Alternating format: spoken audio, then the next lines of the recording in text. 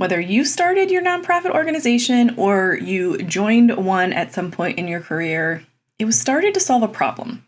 It was started to create impact and build inside of your community for something specific. And your vision and your mission were created in order to clearly communicate how you are solving that problem. And a lot of times as years go on or things change and evolve, or we are trying to adapt in real time to what's happening in the current climate, we tend to stray away from that. Or maybe we see a funding opportunity that's kind of closely aligned, but might not be quite hitting the mark. Regardless of what it is, we really need to focus on what our vision and mission is, stay tight, stay concise, and really make sure that we're clearly communicating exactly what it is that we do so that we can align better with those that want to fund us. So today we're talking about really your branding, your storytelling, your vision, your mission, so that you can have better donor alignment, find the right donors that are really going to connect with what you do, and be around for the long haul. If we're going to take the time and the effort to acquire new donors, we want to make sure they're the right donors. They're the ones that we can continue to get connected with and that are going to give multiple times, that are going to bring their friends and their family to rally around us and support us as well, that are going to show up and volunteer at our events, right? We want to work smarter, not harder. And some of that comes in making sure that our donors are aligned with how we solve the problem. Because there's so many different ways to do things, we want to do it in a way that is uniquely us. So today, to talk about this awesome topic is my guest, Dan Johnson. Dan is a nonprofit coach that helps business owners and professionals create nonprofits that last. Dan has raised over $3 million for new nonprofits, turned around several struggling organizations, and helped over 30 nonprofit leaders create sustainable nonprofits. Dan is a 4X nonprofit founder, former impact evaluator, and nonprofit coach. He grew his first nonprofit to 10,000 volunteers nationwide in 3 years and has created federal and state policy changes on numerous issues. Dan's work has been featured in the Nonprofit Communications Report, CNN, the Chicago Tribune, the Examiner, Mike Magazine, and organizations he's helped have been featured in national outlets including Vanity Fair, the New York Times, and hundreds of local news stories. Dan developed the 5 levels of sustainability to give new nonprofit leaders a pathway to create a nonprofit that lasts. He serves nonprofit leaders through one-on-one and group coaching programs. He lives in North Carolina with his wife and 2 sons, Alex and Leo, and is a long-suffering fan of Detroit Lions. You're going to love this conversation and the practical tips and resources that Dan gives, so I really hope that you'll check it out, especially as we're trying to figure out how do we get new donors. It really makes it easier when you're acquiring them in a way that is authentic and genuine to the problem you actually solve. So before we get into all the goodness in this episode, it is brought to you by Do Good University. Now, you've been hearing me talk about this for weeks on this podcast, but I'm really so passionate and excited about it. Because if you're looking for marketing support in real time, I show up live in that platform alongside Patrick Kirby every single week. So it's like having me in your back pocket, but instead of just listening to me, you get the opportunity to ask me questions. And not just me. Patrick Kirby is there as well, sharing his insights with event fundraising, offline fundraising, and all of the goodness that comes with capital campaigns, major gifts, donor connections, etc.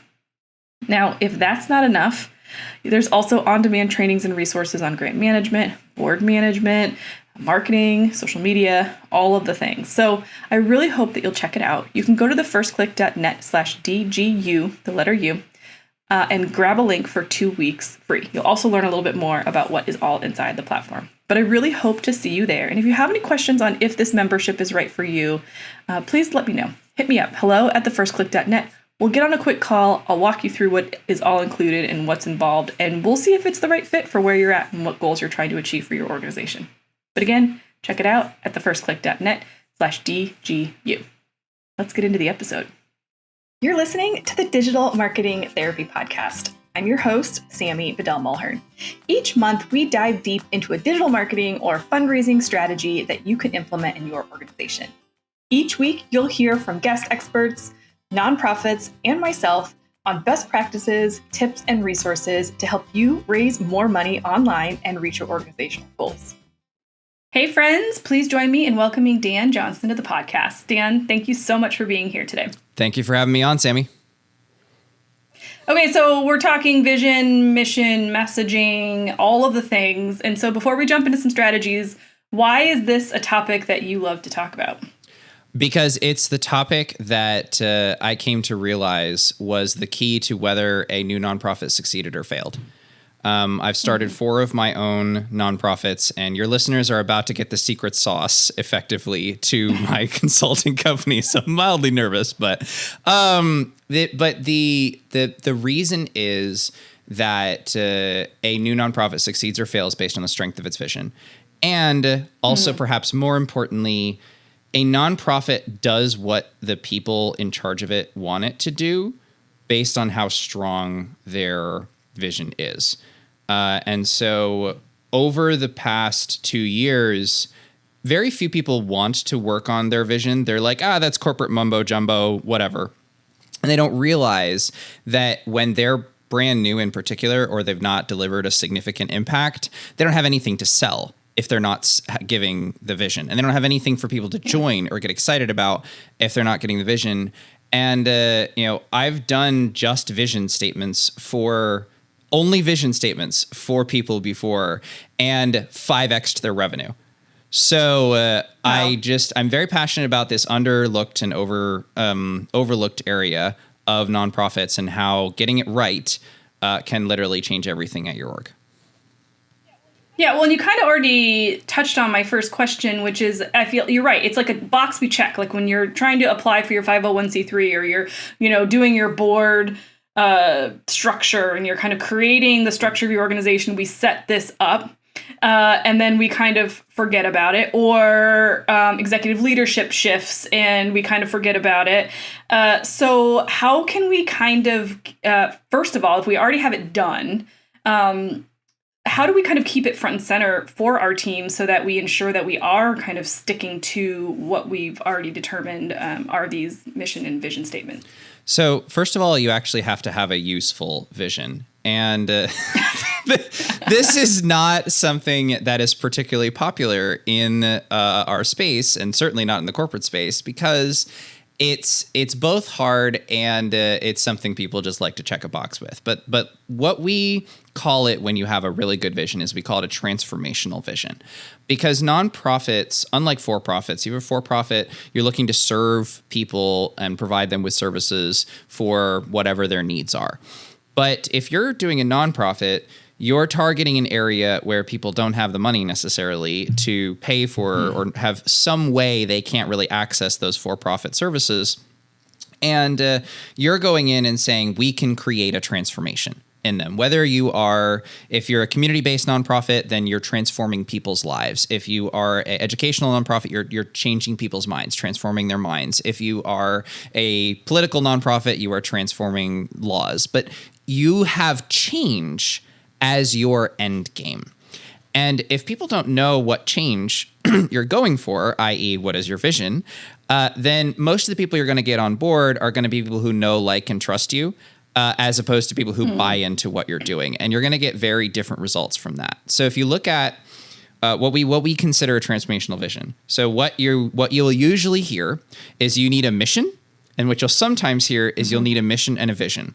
We actually think you need 5 things. And these 5 things actually also make up your pitch for your organization. These 5 things are, you need a founding story. People want to know where you came from. They're not interested in just supporting something because it's cool. They're like, why did Sammy go crazy when she was having this great marketing company? Why did she go crazy and start a nonprofit instead? Like, what went wrong with you? They want to know that. And number 2 is you need a very overlooked thing, which is your problem statement. You need a pressing problem that needs to be solved right now. You need a vision statement. So you need what does it look like when we solve this problem for the people we serve? You need your mission, and your mission only has one goal, and it is to tell everybody how your approach is different. So if your mission doesn't do that, mission statements are the most abused tool in nonprofits. That is the only purpose. They are how we get from A to B. They're the mission. We're going to go take, Omaha Beach so that we can defeat the Nazis. That is not the vision of the military. That is the mission that they are currently on. That is what you're doing.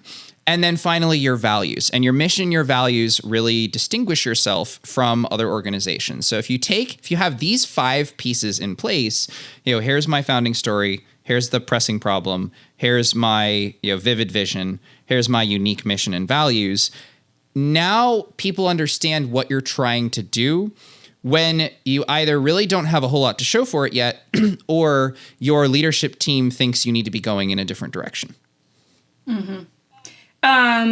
So good. And as you're saying this, like, I use different terminology when I'm talking about your website, but I think very similar in that when we talk about your homepage layout, we always advise clients on what's the problem you solve, how do you solve that problem, and why are you uniquely qualified to be the person to solve that problem, and also getting super specific, right? Because a lot of the problems we're trying to solve are very big. Right. So there's a lot of ways to tackle what you're doing. And so people need to know how you're going about it, to know if they're in alignment with the work that, are you in alignment with me as the donor and my values and what I want to give to. And I think, so I love what you're saying, because we talk about this in our marketing in a similar way, kind of using what you're talking about. So in light of that, as we think about all of these different elements, some you might feel like you are pretty good at, some you might feel like you need to kind of fix or refine. So if we're listening to this podcast and we're like, okay, you know what, this is a perfect time to really review with our team and review with our board where we stand on all of those things. Is there one of those elements where we should start first? Like, which one is the most big picture? Yeah, so the element you want to start with first is your problem statement. Always, all day long. Why and why don't you have one? So for-profits and most people come into the nonprofit space with a for-profit mindset. And that's good in a lot of cases, but not understanding the difference between for-profits and nonprofits is where a lot of the professionals and the business owners that I work with get burnt out. They, wonder, why isn't this working? I've been successful before. What's going on here? You just don't understand the fundamentals of nonprofits. Nonprofits are designed to solve a problem. That's how you create the transformation. You have a problem, you need to solve it. But very few of them have actually defined that problem they solve. Businesses solve problems too, but the key word is problems, because businesses go and seek and solve the problems for the people who are able to pay them, and they're able to deliver on that problem. Businesses pivot all the time. If you have an organization that's going to pivot all the time, start a for-profit. They're way more efficient at doing that. But when people start a nonprofit, they have a problem in mind that they want to solve. They see, their brother struggles with PTSD, and they've seen some of his infantrymen struggle with PTSD, and they're like, we could do something about this. Why haven't we done something about this? Or, they struggle with it themselves, or they've seen something in their community. They have a specific problem they want to solve, but they don't realize social change is hard. The reason the problem hasn't been solved isn't because nobody tried. There have been hundreds and thousands of people who've tried to solve this problem before you, and it's going to take you 10, 20, 30 years to effectively make an impact on this problem. So you need to pick one and go after it. Pick one piece of the pie and go after it. And that's what your problem statement does. So what goes into a problem statement? The first thing that goes into a problem statement is what is the specific problem you're solving, right? So you can define this kind of however you want, but it's basically what's the root of the issue. So if you're saying that we want to help veterans, the problem could be that they have PTSD from war. The problem could be they're going to war in the first place, and that creates the PTSD. The problem could be that they don't have adequate housing, and that makes the PTSD more intense. All of those are very different 10, 20, 30, $100 million organizations based on the problem that you solve. So you need to decide what's the root of this. And the second thing you need to do is actually go talk to people who suffer from this problem, right?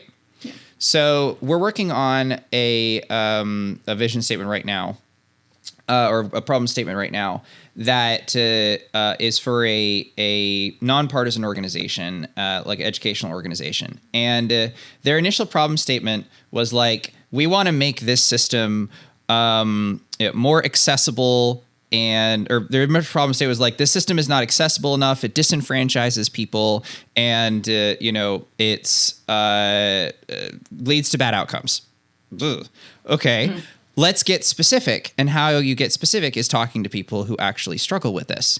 And so what this system actually does is, and we're talking about a kind of national system, so you might even be able to guess which one it is when I give you what it actually, the problem it actually solves, which is, if I can get my computer to actually load this up, because believe it or not, I do not remember all of my clients' problem statements off the top of my head. I do try.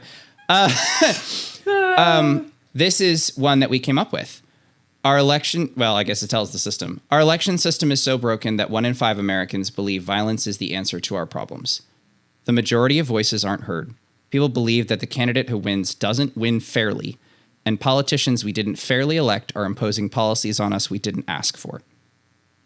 Those are from stories of people who didn't get the result that they needed out of our election system, right? And the last piece, which is in there, is what is that reason to solve it now? Everybody's been complaining about how awful the election system is, how terrible it is. But if people don't know that 1 in 5 Americans, when polled, when asked by someone, do you believe violence is the answer to our problems, answered yes. Now, maybe there's a reason to give to this organization instead of something else. Mm-hmm. That's what your problem statement should sound like. There's so many things to unpack here in a great way. So I want to start with what you just said in that interviewing and talking to people. And I love that you're using their language in your problem statement. Because I think so many organizations are like, we're doing this work, this is what we're doing, we're in our industry, we're using our own industry jargon, we're using terms that make sense to us, especially if you're in social services or like scientific type causes or like, what have you. But I love that it is speaking to the words that they use, because now you're not only being specific, but you're making an emotional connection with the people that are hearing that statement. Absolutely. And you're actually speaking to, if you're someone who might be a donor, this is why I say the vision statement is the offer. It's the thing that you have to get right before you go fundraise, is if you're talking to a donor and you're using the blase, normal, accessibility, and yada, yada language. They've heard that before. But if you're talking to a donor who has been someone who was disenfranchised, or maybe their, grandfather was disenfranchised via the voting system, and that's the words that they use, wow. It's like, you get it. You understand this problem. And you do, frankly. Like, you understand it a lot better than people who sit on their computer and are just like, Google or ChatGPT what the problem is and then go start a nonprofit off of it. Yeah. You genuinely know more, and the donor can tell. Yeah. Yes. I also want to just as we start to process this problem piece, and as we're, like you said, as we're talking to donors and connecting with them, like, what does that do then for our efficiency and our ability to actually close more deals? Because in the time that we're in right now, there is so much flux happening. Things are changing on the minute sometimes. And so I feel like we're in this space where we're like, okay, I need to grasp at whatever dollar I can get. And we're kind of losing sight of the work that we're doing, especially when we think about grants that we might be going after, or larger corporate sponsors, or people that we're connecting with. So how does having this specific problem statement and really kind of the big picture that you're painting for us here, how does that actually make us more effective? Or how can we use this as a tool right now to be more effective, because we can be more streamlined? There are 2 words that I don't want on my headstone. I tried. Yeah. They're helpful. You know, it's better to be in the arena than not. But what was the point of living this life and, getting to 70, 80 years old or 90? You know, they'll have to kill me before my brain turns to mush, because that's not cool. I can't live like that. But 70, 80, 90, right? And you look back on your life and you're like, what did I do? How were things different because Dan was here? What changed because Dan was here? And if you look back on that and you struggle to find something, especially if you spent your time in nonprofits, which are supposed to change that thing, that's going to be really hard, because you can't undo that. You can't go back 60 years and 50 years and try that again. So the question is, do you actually want to make a change, or do you want to labor inside an organization that is less efficient than a for-profit, doing for-profit work and getting paid pennies for it? Those are your two options. And the problem statement helps you say, this is what we want to change. This is, it's domestic violence for women of color. It is whatever it is. That problem is what you measure everything by. Your nonprofit. I always recommend, this gets a little bit into vision, but nonprofits are slow, and there's a reason for that, and it's because they're not serious. And I strongly recommend people have in their vision statement a vision metric. In 3 years, we will do X. A number, an actual number that holds you accountable. Well, if you don't have a problem that you've identified, that vision metric could be anything. If you have the problem as veterans PTSD, then your vision metric can be, we have helped. Your vision can sound a lot like this. We have helped, and by 2028, we have helped 200 veterans live lives of confidence, peace, and opportunity. Now that's real. Now there's something there. If you don't have the problem identified, you can't do that. So really, if you don't have a problem statement and you can't tell me as a nonprofit the problem that you solve, either figure it out or stop, because you're just going to annoy yourself at how little you get paid for that. Your family's not going to like you because of all the extra hours you're putting in to do this. Either you're doing nonprofit work or you're not, and that's why the problem statement's so important. Okay, this is really interesting, because the other thing that I love about that specificity is a lot of times we as nonprofits struggle with our impact statements. Well, that doesn't sound like enough people. We're not serving enough people. We're not doing, the numbers don't look great, or they don't look as impressive as they should be.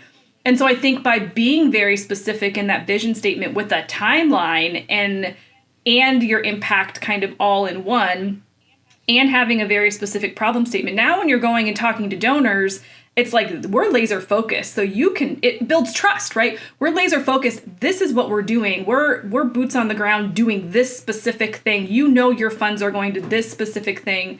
And then we as nonprofit fundraisers and leaders need to also understand that means we're not for everybody, and that's okay. And I think that's where we get hung up on, is that, well, if somebody tells me no, then we're doing a bad job, and we then need to adjust what we're doing because board member X said this or donor X said this, and now we should be doing this, that, and the other. So I love the power that gives you as a nonprofit leader to really lean into the work that you're here to do.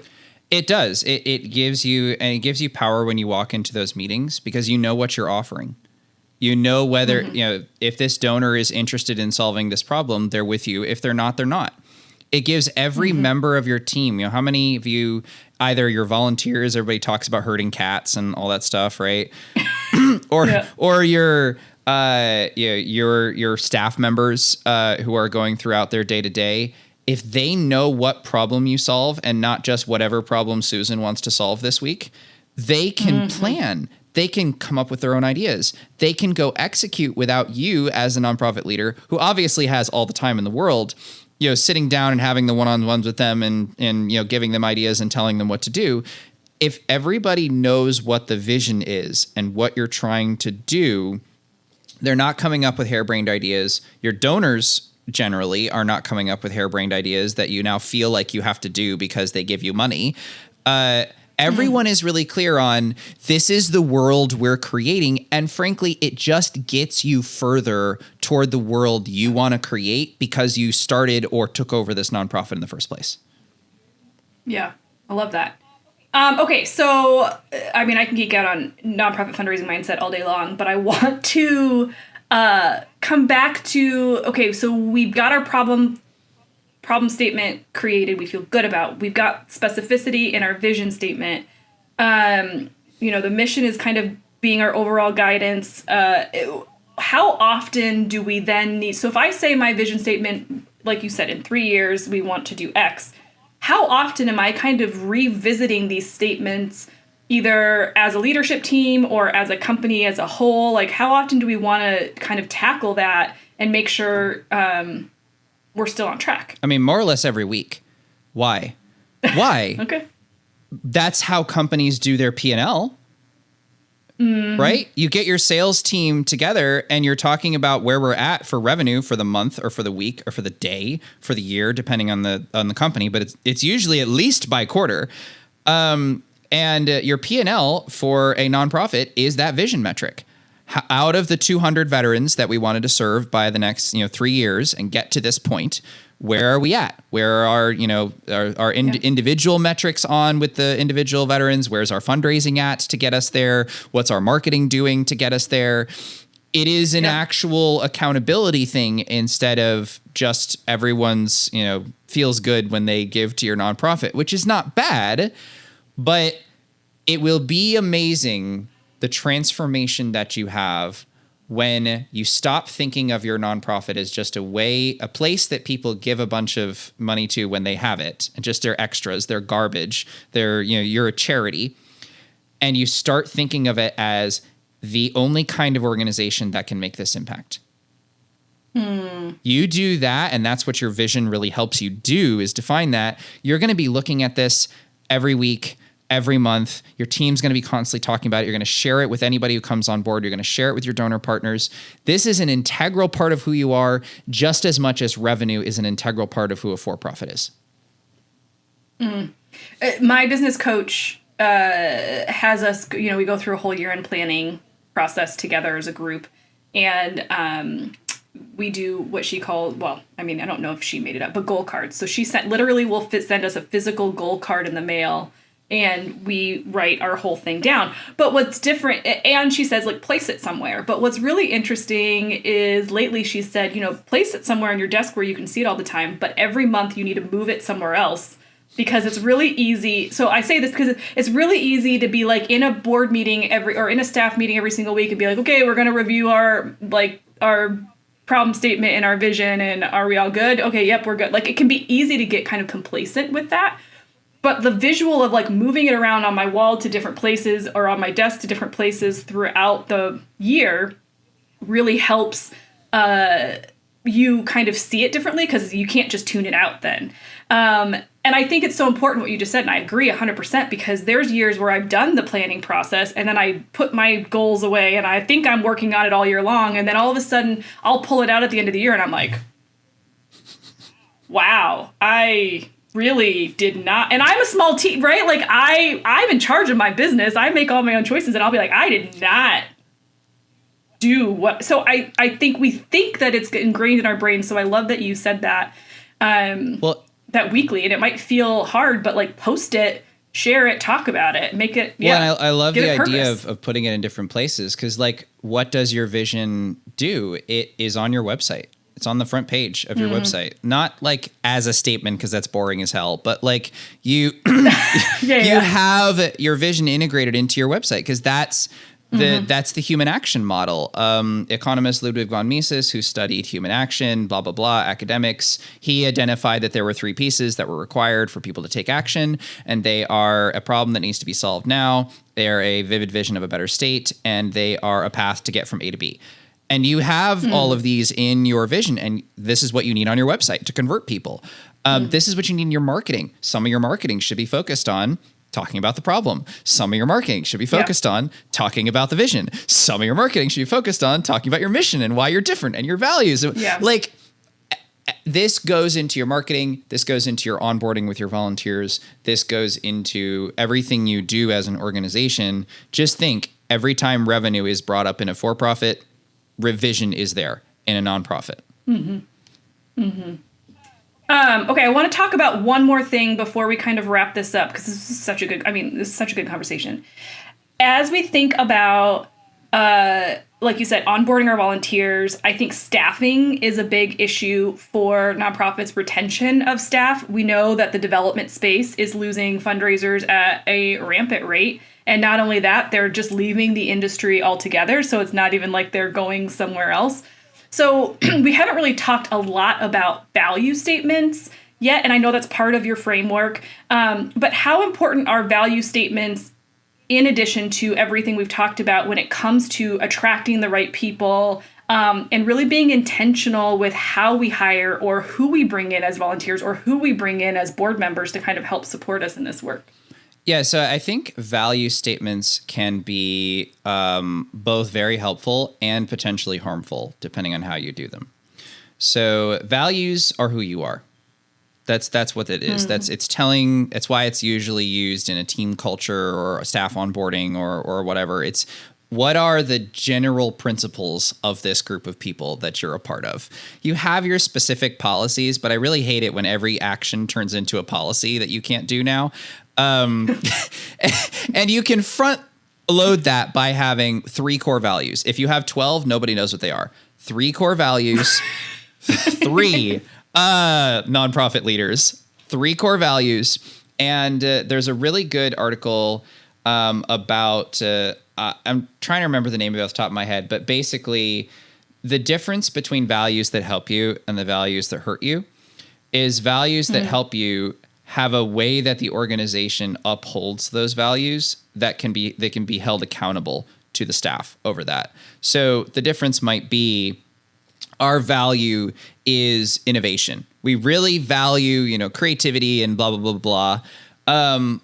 But the value of innovation when the organization is found something that works and doesn't really want to innovate, and then all the staff come on, they think the value is innovation, that actually hurts you having it on the wall because it's an expectation for these people, right?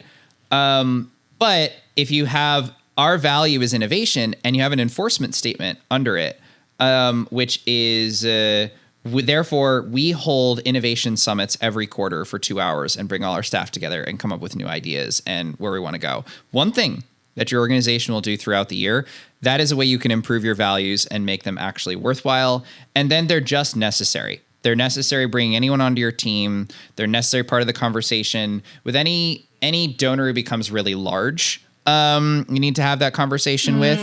Little donors, not as much, but any donor becomes a significant part of what you do. You need to have that conversation.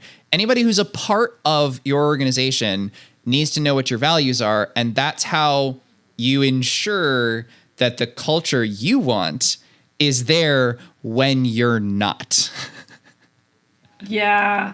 Well, there's a specificity there and there's an accountability there. So I think to your point in how can your value statements help you is that if you don't feel strong enough about that statement that you're going to enforce it, then it has no place as a value statement. Like I think everybody tends to go to we operate with integrity. Well, okay, great. What does integrity mean? What, because then if somebody isn't operating within integrity, are you going to let them go? And who decides that was or wasn't? And, so I think that's to your point, I think that's a great example. And I love giving that specific, this is what we do, because it also allows you to have conversations. I love that you brought up having that conversation with bigger board members, because what we know, or bigger donors, what we know is that nonprofits have to work a lot harder to build trust. And so if the people that are engaged with your organization don't hold up to those same values, you're going to lose a lot of donors just for that one person. If you take that money just because you need to take that money, but then something comes out that they're not in alignment with who you are and how you operate. Now, we can't control that all the time. Sometimes we don't know, but doing your due diligence and doing your, having that as best practice, I think is really smart all around. So I'm glad that you brought that up as a statement. I think so many incredible things that you brought up today and things to think about tactical things that we can start to think about with how we approach this. Is there anything else that you would kind of love to bring up as kind of a best practice around this, or maybe something that I didn't ask that you'd love to mention? I think the only thing we didn't cover was mission, and this is a really easy tweak that anybody can make right now to your mission statement. So I'm going to give you a tale of two mission statements. Ready? We feed food insecure people in the Tampa, Florida area through, pop-up grocery store delivery. I'm coming up with this on the fly. Pop-up grocery store delivery, delivery to their houses, and a giveaway giveaways. Great. Okay, that's what most mission statements sound like, and they might have a little vision attached onto the end so that less people are food insecure. All right, so that's what most mission statements sound like. And let me give you a mission statement that works. We build relationships between businesses and individuals to deliver critical food to those who are left behind by traditional food sources such as food banks. What's the difference between those two? The difference is your mission should explicitly state why you are unique. Why is your approach to this problem different than anybody else? You feed people, la-di-da. You make sure that in America, at least, la-di-da. Yeah. You make sure that people who can't get to a food bank, people who can't access a traditional, food source, have access to food, such as seniors, such as, people with mobility issues, whatever. Now we're talking. So you can make one quick change to your mission statement and just adjust it so that it clearly states the thing that makes your organization different. It will help you win more grants. It will help you get more attention. It will help your marketing. Yeah. I just want to say to listeners that if you're hearing this and you're thinking, well, I can't get that specific. I mean, this is just the abundant mindset that I'm always trying to push into everything. That specificity allows people to self-select out, which is just as important as allowing people to self-select in, because your time and your energy is precious. And if they are not the right fit for you, you are going to spend so much time, effort, and energy trying to convince them that you are the right organization versus having 5 more conversations with people that are the right person, excited, and going to give you money. So I love the way that you broke that down. I think it's critically important. And I think now is just the great reminder to sit down and take a look at it and see how you're doing and what that looks like. So, Dan, if people want to connect with you, learn more about the ways that you help organizations in this work, and kind of learn more from you, how can they do that? Yeah, absolutely. So I help business owners and professionals create sustainable nonprofits and do it using the principles of business, but applied to nonprofits. So you can go to my website, nextlevelnonprofits.us, download the 5 steps to sustainability so that you actually have a nonprofit that doesn't suck away all of your time and all of your money and creates the impact that you want it to create. And if you put in the reference code FIRSTCLICK, then I will also jump on the phone with you for 15 minutes and give you one tip that you can implement for your organization right away. So you can find that at nextlevelnonprofits.us. Thank you so much for listening to this episode, and thank you so much for having me on, Sammy. Yeah, it's so great. And you can check out all the links for this episode, the resources, and all the ways to connect with Dan at thefirstklick.net/302. So Dan, thank you so much for being here today. Thank you. So I really want to thank Dan again for joining us today and for sharing his insights and wisdom. It was such a great conversation. Could probably talk to him all day long about all of the things. But I hope you got some great nuggets. And if you did find something really helpful or some things, head on over to YouTube at Digital Marketing Therapy. And I would love for you to drop in the comments of this video what one of your biggest key takeaways was. I'd really love to hear kind of how you're going to use some of these strategies to really think differently about who you're approaching and how you're approaching them to support your organization. Make sure you subscribe wherever you listen. And don't be a stranger. Leave us a review. Tell us what you think about these episodes, and let me know if there's other guests that you think would be great fits for us to talk to here on Digital Marketing Therapy. Thank you so much for listening and taking time out of your day to spend this time with me, and I will see you in the next episode.